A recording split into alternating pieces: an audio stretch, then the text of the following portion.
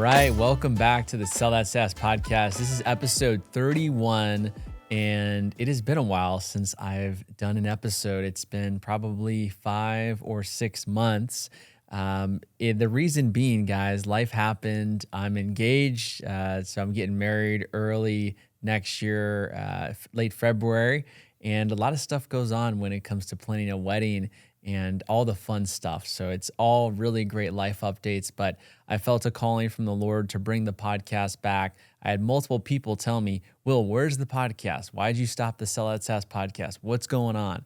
And that was exactly the motivation I needed to bring this back, because I always felt myself going on walks and I would want to learn about sales, but I also would want someone that I could relate to and also add some personal elements of it, where I feel like a lot of the podcasts out there that are software sales related are either like straight sales tactics with no personality, or 100% personality and not the best sales advice. So I wanted to give this kind of sweet spot in the middle, which I really felt like I had, and now I'm back and super grateful to be here with an awesome guest, guys. I think you guys are going to love him, Johnny Holsten.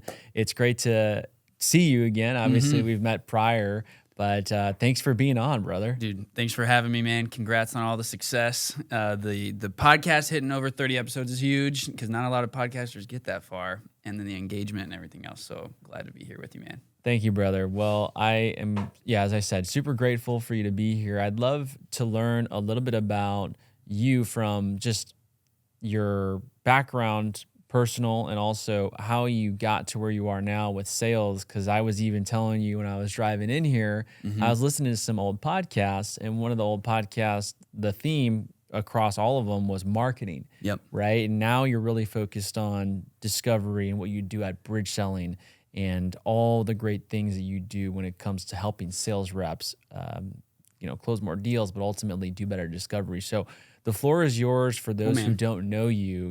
Who's Johnny Holsten from a personal standpoint, and how'd you get to where you are now? Sure. Yeah. Well, Johnny Holsten's my name. Grew up in Colorado, and came out to Arizona about a decade ago for college. So right now I've got 2 awesome kiddos, a 3-year-old and a 9-month-old, and I've been married to my wife, Lindy. We both met down here in Phoenix. We went to college together. So met her on the first day of college, I always like to say. Like, she's one of the first people I met. It took a couple years to get her to date me, but that's a little bit of the personal backstory there. So a couple kids, a wife here, live in Phoenix, not too far from you. We're in the West Valley, so always love coming down this way any chance that I can. Like you mentioned, if you found other stuff on me online, it may be marketing related. That's because I started my own business years ago out of college doing marketing consulting. And so I've been on an entrepreneurial journey just like everybody else, but really found my niche and took off helping companies implement the Story Brand framework, which is a marketing framework. And that whole framework was just huge and Donald Miller, who created it, like his work in both business and other aspects, has been really big for me. So went and got certified in that framework, and actually very shortly after getting certified in that, I started having companies approach me about how can we use some of the same methodologies and the same tactics that help a company create a clear marketing message. How can we take the same approach and use it with our sales team? And really what it came down to is, for a while, it was, well, how do we make a one-to-many marketing message that's going to repel a bad fit lead, that's going to bring in the best fit lead, and that also tease them up to buy, as get them as warm as possible before they ever talk to a sales rep, right? So that was the focus for the marketing messaging strategy for a long time. Got to work with some incredible clients, lots of great people, and over the years, though, it was funny, just the organic traction of work with a marketing team. Now can you work with our sales team? It became pretty apparent a few years ago that sales was actually going to be probably the focus of the company. And so it was a real organic pivot. But after a while, we just said, you know what, we'll shut down and wind down the marketing side of things. But for a long time, it was how do we make a one-to-many marketing message and then parlay that into a one-to-one sales message that follows a similar framework and structure. And now that's what we focus on. So all about at Bridge Selling, mastering the sales conversation. So all the different touch points in a sales process are great, but our angle is, and our slice of the pie is, when you're talking with a customer or a potential customer, how do you run that conversation in a way that it stacks the deck in the favor of closing the deal, it qualifies faster, but then it also creates an environment where the buyer feels served and oversold to. And so we really look at how our companies running their discovery calls, their demos, their early sales conversations, and do all sorts of work in that world. Okay. No, that's good. And it's huge because even me, I've been in software sales for 6 years. I've been in sales for close to 10 years in different sales fields. One of the biggest things that I know I can always improve on is discovery, right? Because sometimes you'll have prospects come in and they'll try and set the tone of the meeting, whether it's, hey, show me a demo right now. Hey, I don't have time. Hey, what's the price on the first question, right? And you have other prospects who won't give you anything. So it's how do you extract that information? And I think I have this natural ability to relate to people and to kind of meet them where they're at to make it work. But I do find myself missing some things when I get late stage deals and I'm like, I should have asked that. Should have asked that. And so from your perspective, how do you go into a discovery call with a framework that no matter the prospect, you're still getting the same info? Well, we the name of our company is Bridge Selling. So we look at the aspects of, this could be the very first conversation. In some cases, it could be one stage of the deal, or it could be the full cycle. We view it as you're crossing a bridge. Closing a sale is like crossing a bridge. And so the way we look at a sales conversation, and I'll tie this back to your question, is there's 6 categories that we look at across that bridge. So you can't, when we look at a sale, we go and we listen to tons of calls and we analyze what's happening. And we know a deal doesn't close until these 6 things are complete. And so that is the first thing that I would say to anyone who's like, all right, I feel like one call is great, another call is terrible, or depending on the mood or the vibe of the person I'm speaking with, that dictates the conversation quality. And oftentimes that's because the sales rep may not have a foundation for that conversation or a structure that is successful, like regardless of what that buyer is like on that day. And the truth is, sometimes the buyer does control the vibe, and sometimes the buyer won't give you much, and sometimes it's not a productive conversation, not because the salesperson does a bad job, but sometimes it is the buyer that derails it. And so to answer your question, I think there's 2 things. One is if whenever you get someone that's they're not really being helpful, not doing you any favors, the best way to rebound from that is knowing, how are you scoring the conversation? How are you grading the way that it went? And so when we think of the 6 things that we're always looking at, it's your ability to pinpoint pain and problems, qualification, solution matching with pain points, Q&A, next steps, and commitment, closing, moving forward, right? Yeah. So those are the 6 areas. And if you get someone you're vibing with, likely you're going to score out of the park in all those areas pretty easily. It's really easy. It's easy, right? If you know what you're doing. And if you're not doing so great with somebody, then when that conversation ends, or let's say you get off it, and rather than saying, I think what a lot of people think is, well, that was a throwaway, or that one was really sucky. What I would always encourage a rep to do is, all right, yes, maybe the energy on that call with that prospect wasn't great, but how do you pause, look back, kind of grade yourself? And if you're able to set another meeting, now you have a more narrow focus going into it, and you can look to regain some control in that second conversation by saying, hey, I want to talk about XYZ today, and you have a better game plan going into it if you know what you're grading on. That's good. I don't know if you would agree with this, and I'm curious on what your feedback is, but I always, being in sales for so long, when I outbound, so if I cold call someone or if I cold email them and they book a meeting, I almost treat the call as, I'm really just grateful that you're here. I reached out to you. I love to start out the call. I know I reached out to you, and you're doing a lot of things right now. What made you want to make some time with me? And I'm really catering to a lot of their wants and needs in that call from an outbound, because I know I disrupted them, got them to book time, which is huge. I'm going to cater some of my discovery questions differently from an outbound perspective versus inbound. With inbound, I'm like, you book time with me. I have a little bit more leeway to ask all the questions that I want because I'm trying to vet if you're even a right fit, because that's the part, right? Sure. When I outbound, I know they're a good fit. I wouldn't be reaching out to the person if I didn't think, man, if they take this call, they're going to buy. Inbound, it's like you're rolling the dice. You don't know what you're going to get. And so from a buyer's perspective, from myself, when I would always book things, whether it's an apartment tour or when I bought a new car or a wedding venue, that's actually a very recent buying purchase.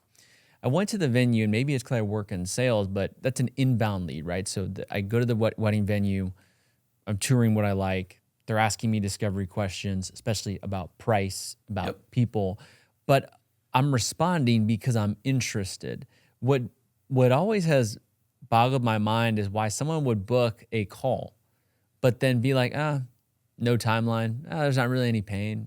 Like, what do you do in those situations? And before you answer that, what do you do in those situations? But also, have you heard what I'm telling you on the inbound versus outbound before?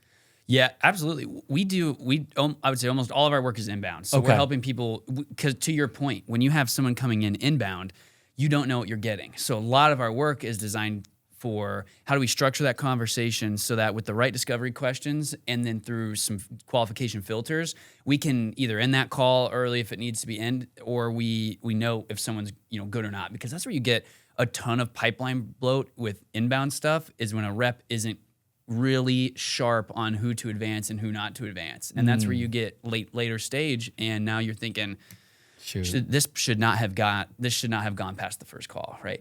So we do all of our work on inbound stuff. So I'm agreeing with everything that you said. And I think with the outbound thing, like what you're saying makes a ton of sense, right? You know they're qualified because you're going outbound. And I just spoke to someone a couple weeks ago who's very successful sales, and he's now in a position as a sales director where all they do is inbound. And he was struggling because he's like, my whole career, people knock on outbound, but with outbound, you have way more control. So much control. Way more control, right? Because you can choose who you can actually reach out to. I would say the funny thing that you're bringing up is, and I don't know if this is a hot take or not, but I don't know if I would change my approach a whole lot from that inbound context to the outbound, because they're both still picking time to meet with you. And I love the angle of like, hey, thank you for your time. What made this feel valuable to you so that I can make sure the rest of our conversation is helpful there? I think the big difference in the inbound situation is just oftentimes you are faced with bad fit conversations, and you have to figure out how do you wind those down and not make them lead to a chaotic pipeline or push them along when they shouldn't be advanced. Yeah, so a lot of your stuff's inbound, because I always figured that's what it was for, because outbound, that's why our CEO, he's so heavy on outbound, because he knows you have control over who you're going to get talked to and who you're going to bring in. With inbound, a lot of times, just transparently, companies in the past would call me to want to hire me, right? And they'd be like, hey, we are 100% outbound, no inbound leads, this, that. And I thought to myself, well, that's a marketing problem. The fact that you hardly have any inbound leads. For a lot of the reps that I'm friends with, we work at large companies. My brother works at a publicly traded company called Databricks, or I think they're private, but just massive company. They're always flooded with inbound leads. And of course, they have outbound, but inbound leads can be tricky because, as you said, they can kind of like bog you down. And some people might say, oh, that's a luxury to have the inbound leads. But to your point, if you're having a lot of not so good stuff come inbound, it can really drag you down, and then you're going to qualify things that probably shouldn't have been qualified. So how much of a responsibility is it for a marketing team to bring in quality leads? I think it's that age-old conversation of, is something marketing's challenge or a sales issue? And that's where I've just been a big believer of the fact that, like, whoever's leading marketing and whoever's leading sales, they both have to own the fact that there's going to be a little bit of gray area on each side, which is why one thing we'll do, an exercise we'll run clients through is what we call the bridge fit, which is a part of the whole bridge selling methodology. But the bridge fit is like, who's your ideal customer? Who would you say yes to and who would you say no to on an inbound conversation? Ideally, that bridge fit is agreed upon between marketing and sales. Because what you'll get is deals that work out great with specific buyer types or a prospect or a lead that may or may not fit into what marketing is considered their ICP or their personas that they're targeting. And so you'll get marketing going after certain things that usually it makes all the sense in the world, but they're bringing in leads that may or may not be qualified. But sales is the one based on what actually closes, in my opinion, who makes that call. And I think it's kind of a dance, right? If marketing is able to say, hey, we can drive a lot of leads in this area, that doesn't necessarily mean that we should, because are they going to close? Are they qualified? So it's weird. Like I would say marketing needs to, even if it means driving less leads, they need to be a little bit more focused on who's actually closed. And it's a delicate dance. And I can't answer that question of whose job is it? Is it marketing or is it sales? Because it's really such a tough dance. And I feel like if I were to pick a side, it's funny because I've always been the approach of, if you can, in a conversation, and let's say there's an inbound call that's booked, as long as capacity allows, if your team is able to quickly end conversations and your team knows how to not advance the wrong people, then I would say bring on more leads if you're in that space where you need to bring in more inbound leads, right? You need to grow the pipeline. But the issue is when you start advancing people who should not be advanced. So that's something we've worked on a lot. Is in some industries, you'll have like financial, like one of our clients, they can only work with accredited investors.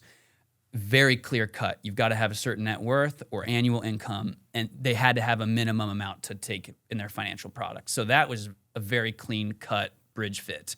You'll have other ones that are more of a gray area, slippery slope. And if it's a gray area, slippery slope on the marketing or on the sales side, you just have to do constant refining of meeting and saying, hey, here's who's closed, here who's not closing. Our last 10 deals, they all looked like this, and just tweak and refine over time. Okay. So tell me about the reps. You've listened to thousands of calls. What questions do the best reps ask? Well, typically, our goal is we try to get every client, they need to have a unique set of questions that if you give those questions to another company, those same questions might not work. And we're always looking at it that way. And so the way to answer this question would be the different categories. Just like you're talking about how you're setting up a discovery call with, hey, what made this meeting important to you? We always start with something like that. Hey, fill us in, right? Fill us in. What led you to book this call if it's inbound? Or Sure. What led you to agree to the meeting? Get a little bit of that backstory. And then we're looking for questions that lead to the prospect voicing two different types of pain points.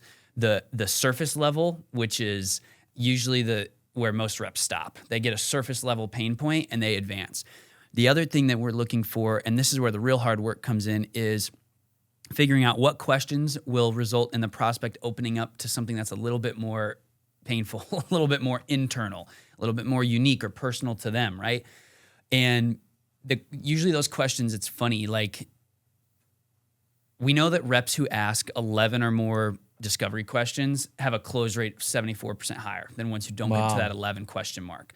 So we're always looking at, well, what 11 questions could we get for a sales rep so they at least have those bases covered? But I don't really think it's the 11 questions that results in that. It's just, if you're asking 11 questions, you're naturally getting down to the juicy pain points, right? So even if it's 3 or 5 or 6 questions, that's fine. But typically timing. So why is this timing for our conversation? Why now, as opposed to 6 months ago or 6 months from now? Right. That's what I hear most reps asking. That gets the best timing, ammunition, and pain points up is the timing. Why now? Why now? Right. And that can be asked many different ways depending on the client or depending on the product, the sales process, all of that. But why now? I would say for any sales rep listening, if you're not asking a why now type question, you're leaving a lot of meat on the bone. And then if you can just ask a why now type question and follow it up with 1 or 2 clarifying questions, which would be, can you tell me a little bit more about that? Or why is that? your bases are covered Yeah. for the most part. And the funny thing is, like, you and I sit here and we're like, yep, it's foundational. But on the countless calls I've listened to, I would say 90% of reps stop 2 or 3 questions short. And I think ending 2 or 3 questions short probably results in 2 or 3 more meetings booked to close that deal. Like, it extends the sales process. It makes it harder on everybody. And so that's what I hear the most.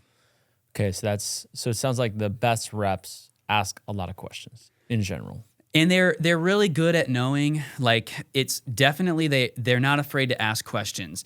But on either side of the questions, they're good at teeing up the questions so it doesn't feel like an interrogation. And so we call those magic pivots, where if we know we're heading into discovery, how are we going to pivot into it so that we've got permission to ask 5 or 10 questions?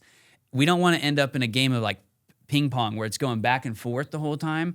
We want to get very clear about, hey, there's a lot of things I can show you, tell you, explain to you about our product. But to make sure I cater it to what's relevant to you, I'd like to ask a handful of questions first to kick us off. Is that cool with you? Like, even that sentence alone, now the rep is able to get to however many questions they need to. And then on the other side of discovery, you've got the pivot going into it. On coming out of the discovery questions, the other thing a lot of reps forget to do is just repeat back and confirm the pain point, which would be, hey, what you're telling me is this. Might be the external problem or the surface level thing. What I hear from you is this is going on, which is causing that. Is there anything else I missed? And what I find is when a rep forgets to ask, is there anything else I missed? Then typically there's a problem further down in the process.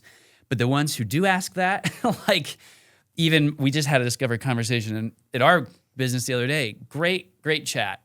And I'm like, yeah, I know what the problem is.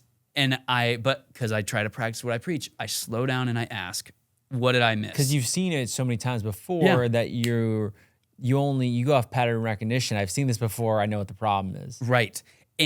But I try to practice what I preach, though. Right? Yeah. So I pause and I ask, is there anything I missed? This guy opened up with like 4 more things that now became the focus of our conversation. Yeah. Yeah, that's good, man. That's a lot of my managers and directors in the past have told me that I can get away with stuff like that because I've been in the industry for 6 years. Sure. So I've seen when someone comes in with a certain challenge, I'm like, let's book the demo, right? I already know what you're doing. Sure. But there's so much more meat on the bone if I just treated them as someone who was brand new and I had fresh eyes.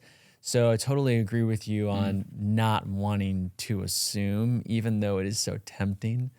It's painful, right? Because you want to move forward. You want to get to the next thing, and you want to talk about what you do, right? And like, let me talk about what we sell, or let me book this demo. And I'll find even like in your case, rushing through almost always comes back to slow something down. Great quote that I had. A former pastor of mine, Preston Morrison at Pillar Church, there's a podcast he released actually how the most blessed pace is the slow pace. And it was a whole episode on biblical principles on how actually when you slow things down and you take time to think about the decisions you're about to make, the result is always better. I think he also mentioned how in the Bible, Jesus never ran, right? So what is that, right? So obviously he was urgent to do things, but he moved at his own pace, right? Like God's out of our mind of time. And I think always, to so many different examples in the Bible, it says before someone in the Bible would make a decision, it said, and then he thought, and then he prayed, right? Like Joseph and Mary, right? When he found out Mary was pregnant, right? How did you get pregnant? We're married and we didn't even consummate the marriage yet. Yes. Like, how are you pregnant? She's like, God put this in me. And then, he had to take a step, he had to take a second. In the Bible, it says, and then he thought, right? And then, the Lord revealed to him, hey, this is basically like, I put this baby in her, right? This is the Son of God. Like in Mary, you don't need to put her out. You don't need to be worried. And so I think before you make quick decisions, before you make fast decisions, before you try and rush through things, it's looking at what's the benefit of slowing this down. Well, the benefit is that you're going to cover all your bases. You're going to think clearly. You're not going to end up in a final stage discovery or a final stage deal where your VP of sales says, who's doing what, or why is this taking so long? And your answer is, I don't know. I should have asked that. That's not really a good spot to be. You want to say, oh, it's this person. I asked it. Okay, great. At least we know who it is. Now we're going to go after them. So with everything you said, that's a lot of positives on the good reps, right? They're not afraid to ask questions. They're not afraid to tee up the question where it's not an interrogation, right? So that gives a level of personality, making the prospect feel welcome, a little bit more relaxed where they can open up and share things. And then last thing you said was the reps will ask always a question of, what did I miss? Did I miss something today, right? So you can give the prospect an opening and say, okay, wow, I'm actually not being interrogated right now. Maybe I came in here looking for something else, and let me share this with Johnny because he just gave me the floor, and now I feel heard. I'm totally good to go to the next call. Super excited. Okay, so a lot of good stuff with the good reps. How about the bad reps? What are the biggest mistakes the bad sales reps do in discovery? And I don't want to label them as like a bad rep, but what are the reps that are not very successful in their discovery calls? What are they doing wrong? Well, some of this stuff, like depending on, it might make you like sick to your stomach when you talk about some of the low-hanging fruit that these reps will forget to do, right? So I'd say one time we looked at 104 calls from an organization. We audited them, and we realized that only on 19 out of 104 calls were next steps being discussed before the initial call was ended. So you'll have they'll just go throughout the call and be like, okay, bye. Well, it sounds. I mean, it sounds crazy, but that's where you'll get all right, well, this has been fascinating. Thanks so much for your time. We're going to think on it and we'll get back to you. And the rep just goes, all right, sounds good. Oh no. Or I'll follow up with you in a couple weeks. Oh no. And so you're ending like I think you'd be surprised because we're in sales, and so sometimes we think, and you are without question a great salesperson. So oftentimes I feel like the ones that are great at it, you never think some of this stuff is going on. But especially on large teams, like if you have large teams where you might have heavy inbound, again, like a lot of this is inbound connected. So you'll have heavy inbound, like one client I'm thinking of, 70 reps, heavy inbound.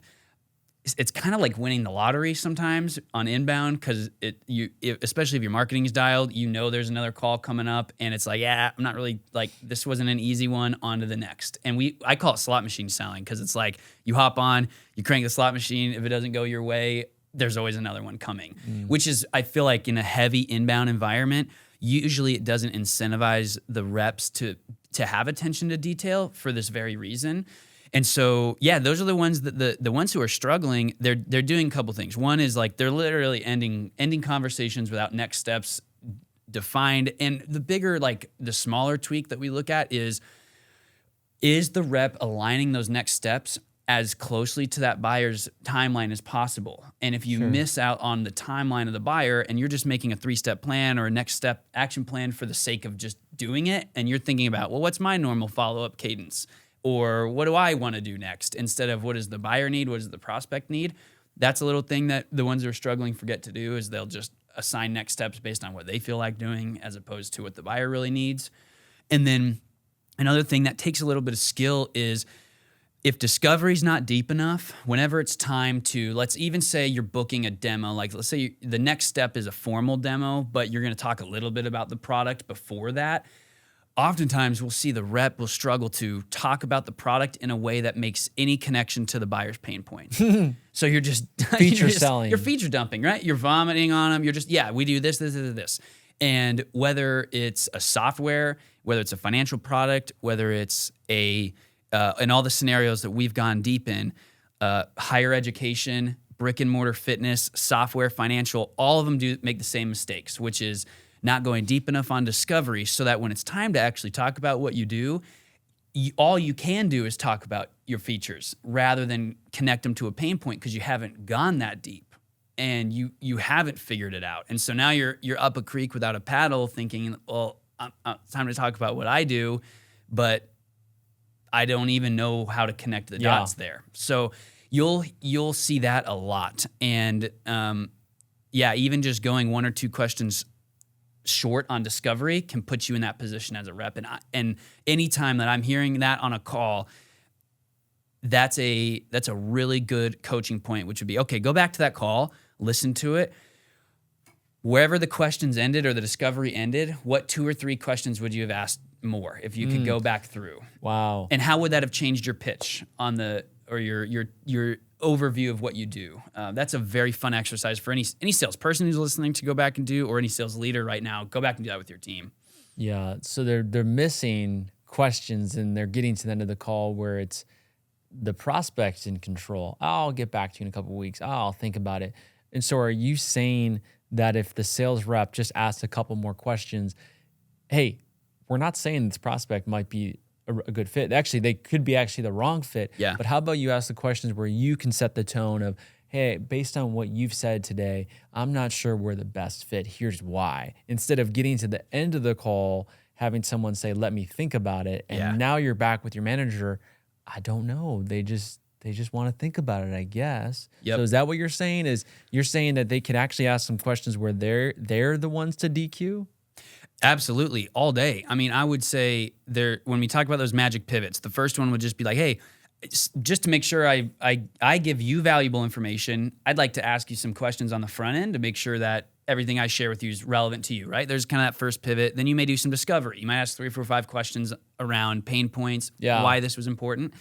And this could be fairly early on in the conversation. I'm a big fan of hitting like any sort of qualification stuff as early as reasonable without making the buyer feel like you're like hitting them too hard, too early and trying to get them off the phone. But there's the phrase, hey, we're not for everybody, or we're not a great fit for everybody. That is magic, right? Because it is magic. Disarms. I thought it was just me who loved that. No, man. I mean, it should be way more people who use it because no one does. But even just saying, hey, we're not a great fit for everyone, right? Like, here's why. Now you have 2 options. You can either continue questions. You can say, we're not a great fit for everybody. So if you don't mind, I'd like to ask you just a couple more questions about your organization or about XYZ. And then if you've done your job in discovery, now you can ask questions about what really matters with qualification or whether this deal is the right fit. But you've got to set it up in the right way. And so what we've had clients do is, hey, we're not a good fit for everybody. We work specifically with clients that A, B, C, D, and just lay it all out. Does this sound like you? And a lot of people miss that, or more importantly, organizations haven't given their reps that tool in their tool belt, right? Each rep's kind of figuring it out on their own, and that's something we'll do all the time with clients. We'll get reps, 10 reps in the same room, and we'll have this conversation so that struggling rep ABC can learn from exceptional rep DEF, right? And so we're saying, hey, who's had struggles with this? Will, you're great at ruling people out. What are you doing? And someone like you in a situation might say, hey, actually, all I just say is we're not a great fit for everybody, and here's how. And now you can share that knowledge across your whole team. And that's because it seems like on every team, whether it's 5 people or 500 people, a small fraction of them really have it figured out. And they don't always have the opportunity to share that with the ones who are struggling. Man, yeah, that's what I've seen as well in my sales career, is that it's definitely one of those things where you have to also, it's like kind of like the takeaway method, right? You're basically saying, okay, now it's your opportunity to sell me, right? That you're a good fit, because you teed them up with, hey, we're not a good fit for everyone. And as you said, right, there's 2 things that the sales rep could happen, but there's also 2 things that the buyer can do, right? They can take that and say, oh, this guy thinks he's a hot shot. Right. Later, buddy, I'm out. But that's good. You don't even want that person in there anyway. Probably not. But then they might say, well, hold on, Johnny, I am that guy that you just gave me 2 tracks. I am that. I'm looking for this. And they'll say, oh, really? Tell me more about that. But it's just a break, man. Like prospects are not, what I find on my sales calls is that prospects are not used to a sales rep like myself who says, yeah, I mean, we're not a fit for everyone. Typically I actually don't see that being a good use case. Here's why. Typically we help people who do this or prospects that are experiencing this. Same thing that you say, does this sound like you? But in my head, I already know it's not them. Right. Because I think a key thing that I want to ask you is, because this is what I struggle with sometimes I've always struggled with this, with communicating to my marketing team. Like, well, they'll say, well, why didn't you close that lead? It's a good lead. Look at the website. Look at this. It's a good lead. And I'll often say there was no pain. And so how important is getting pain out of a prospect? And what if a prospect has no pain and they're just like, everything's okay? Yeah, I'll say like either they have no pain because they're just not a fit at all, right? They are not in enough pain to go through with buying what you're selling. The other thing is it's a timing portion too. The pain's not bad enough now.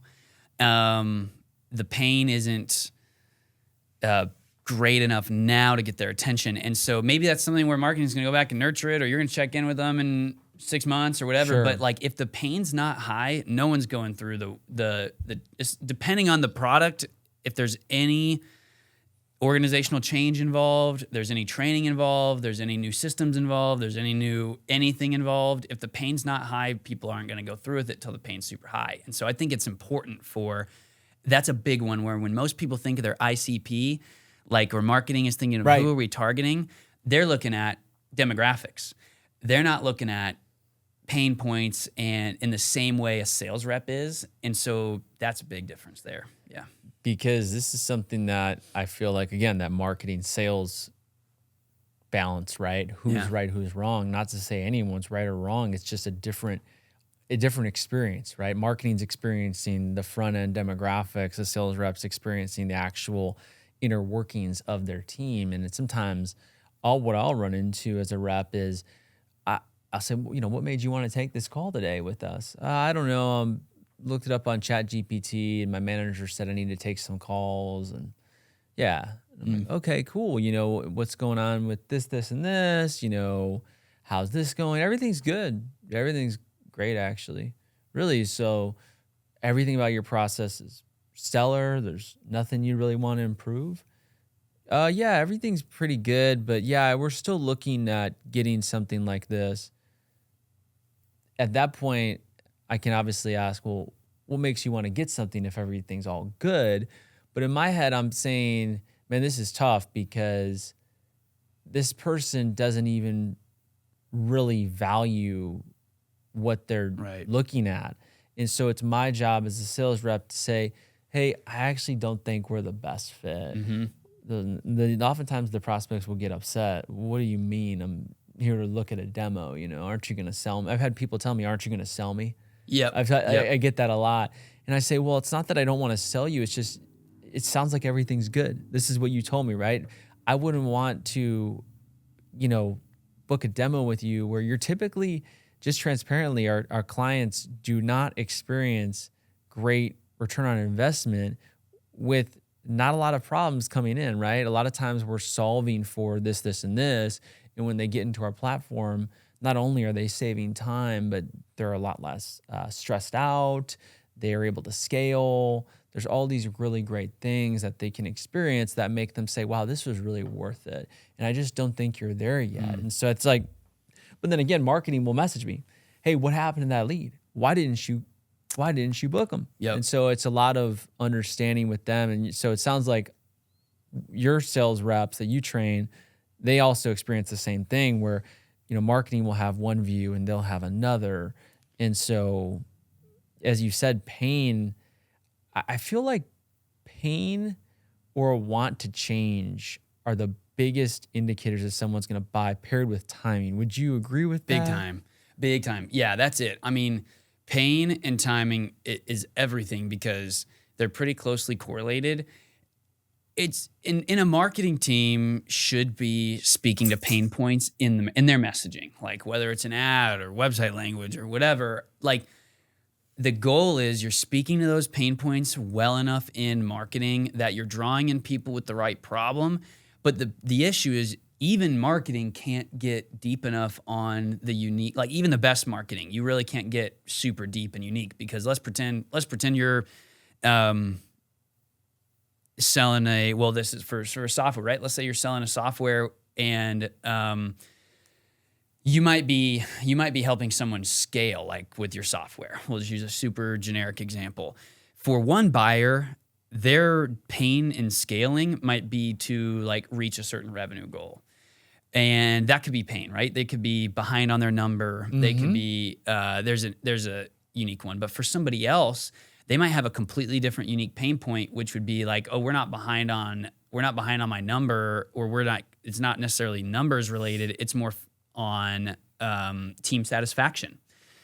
And so marketing, unless you're hyper segmented, doing all sorts of crazy stuff, which isn't everybody, like some people can, some people can't, but it's that sales rep's job to uncover that pain. And so in the case that you're describing here, it's like, hey, homeboy, maybe their company-ish, had the pain, but to that, whoever's making the decision, whoever's writing the check, whoever's signing the contract, the pain wasn't high enough for them to move forward. At least it wasn't at the time that you talked to them. So that's a tough one to explain to marketing, but it's very real. Totally. One more for you on like tactical discovery stuff. Sure. What happens if a prospect says no timeline? No timeline. I mean, that's tricky. That could be a good example of like the pain's not bad enough right now, or this isn't high enough on a priority list. And what do you do with that, right? Well, I guess some of the go-tos that we would coach to would be like, all right, well, if you could wave a magic wand, when would you want this done by? Then if you're still getting nothing, it's like, well, when would you like to talk again? When makes sense for us to meet again? And if it's like, well, we don't know, then that may just not be a good one, right? Because it's a two-way dance in a sale, right? And so if they don't have a timeline at all and there's no urgency to advancing the deal, then you could be stuck in the same situation as the buyer that you can't pick up their pain points on, and just stuck in indecision, stuck in limbo. So depending on the context, I wouldn't say this is the case for everybody, but sometimes in those moments, that's where you have to let the buyer come back to you when the pain is right or the timing is right, and you can't be spending all your time chasing people that aren't ready to go. That's what I've always believed in, but I think that there's a pressure on software sales reps in general, right? Just book the demo, just get them in, right? Why would I book a demo with someone that has told me explicitly there is no timeline, which indicates the pain's not high enough, this isn't high of a priority? Hey, why don't we just, or what if what would you say to a prospect who says, my timeline's probably 6 to 12 months away? Well, typically what we coach to is you're going to want to reverse engineer your plan coming out of a discovery call or whatever your initial conversation is in your organization. If you call it a consult, you call it something different. Reverse engineer that action plan off their timeline. Like that's what we coach to, because as much as the seller, we want to advance at a certain point, you just can't do it unless it's aligned with the buyer's timeline. So if they say 6 months or a year, then what we would coach to at least is, all right, maybe you have a few tools in your tool belt where you could say, well, it might make, you can offer, if you position yourself as an authority and you've run the call well, you can always propose something sooner, propose a different timeline to them. But I would reverse engineer that off their timeline. So I'd say, it sounds like it's probably best for us to talk again middle of next year, a long way from now. And if anything changes, let us know. Or maybe you do a check-in or two between now and that point, right? Stay on top of it. But that's serving the buyer. If there's genuinely no timeline and there's no urgency to move forward, then your efforts are better spent on people who are ready to go sooner as the seller. Now, not all sales leadership would say that. No, I got into huge disagreements with some sales leaders about that. Yeah, I think that's where we align really well with clients and organizations that like feel that way. And we're never sales it's like you've got your Glengarry Glen Ross, you've got your Wolf of Wall Street, you've got all this stuff, and it's like I just don't feel that because way. they'll pressure us to say you can create a timeline, you can create that urgency. You absolutely could in some ways, but if it's not doing what's right by the buyer, there's really no point in it, right? And so you can find something, you can create something, but it still has to be genuine. It still has to be real. Like, people know when you're BSing you into a timeline, right? Like, buyers are not stupid. Specifically, software buyers are not stupid. Dude, they're very smart. Yeah, and so I think like sometimes in the insurance world or the financial world or certain worlds where it's like maybe you're selling to a senior citizen, right? And maybe you're selling to someone who's easily manipulated. Selling to low income people, right? Selling to situations where, you can prey on that person and you can manipulate them. That makes me sick. I hate that. Sometimes you need to create urgency there to actually help them make a decision, right? If this is a great fit for you, I know this is a great fit, but that is so different. It's different, right? It's different. And the organization and the culture and the mindset has to be around serving and helping. Thinking of one client we worked with, they were helping people in horrible financial situations refinance really bad debt, and it would turn their life around once they did it.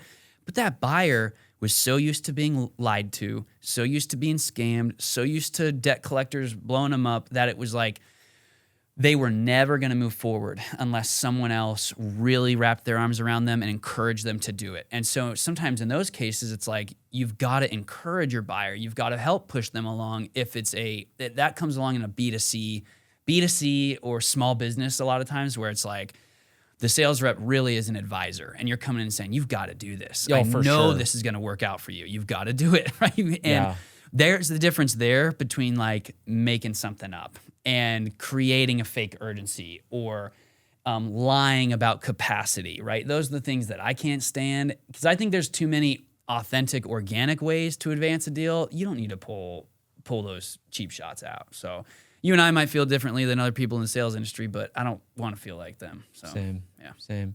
Well, dude, this has been super beneficial from a discovery standpoint. I hope all the listeners out there, you have taken a lot of what Johnny said. You could specifically listen to this call or listen to this podcast, and have like 75% of your sales battles done when it comes to closing deals, because discovery is so much of the process. You can run a fantastic demo, you can run a fantastic pricing call, but if you don't have a good discovery call, then when you get to the demo or when you get to the pricing call, you're going to miss things. You're going to have information that is missing that you're going to have to then go back to. So if you want to take a listen to this episode over and over again when it comes to discovery, definitely feel free to. From my perspective, as someone who's 29 years old, who's been selling software for 6 years and in sales for close to 10 years, discovery is still the most important piece of my sales process and the one that I'm always needing more improvement on. It doesn't stop. So Johnny, would love for you to just give the audience an opportunity to connect with you and tell them more about what's going on in your world and how they could further learn from you. Sure. Well, if you want to chat with me, I'm always open to a LinkedIn message. Johnny Holsten, you'll see my name in show notes or whatever. LinkedIn's the best place to strike up a conversation. Try to post, a couple times a week, probably not as much as I should, but I'm on there way more than I should be. So you can find me on LinkedIn. If you're a sales leader and you want to apply some of these things across your whole team and really work with someone else to help you do that, bridgeselling.com is the place to get in touch. And last thing, which we talked about a bit before we went live, was publishing a book here coming out early next year. It's called Fix Your Broken Sales Calls. So you can get a copy of that for free. Go to bridgeselling.com/book and claim a free copy. We'll get one to you. So amazing. Thank you, Johnny. And just a message to our sponsor, ZoomInfo. Thank you again for ZoomInfo for sponsoring this episode. If you guys haven't heard of ZoomInfo, they're my favorite tool when it comes to go-to-market software in general, right? They're much more than just a contact data platform, so they can get your phone numbers, emails of all your prospects in the most accurate way, but they also use AI to partner as your best friend when it comes to your sales motion. So scanning who might be on your website, giving you leads, showing you what your prospects are researching online, really allowing you to run your full sales process out of ZoomInfo, as well as being able to cold call, to cold email with the help of ZoomInfo's AI. I personally recommend ZoomInfo over any go-to-market platform in the market. So hopefully you guys check them out. Again, tell them Will Padilla sent you. ZoomInfo is one of my favorites. So thank you again to all listeners out there. This is episode 31. Super grateful that we got a chance to talk about discovery. And we've got another episode coming up very soon. So a returning guest, Tom Slocum, will be back on the podcast. We're going to be talking about sales, faith, and fitness. Tom went on an awesome journey when it came to his fitness journey, and is going to explain how it's helped change a lot of his life when it comes to not just sales, but being a better man overall. So looking forward to that episode. And thank you again, Johnny, for joining me here on the Sell That SaaS podcast. Thanks for having me, Will. You're the man. All right, let's go. Thanks, guys.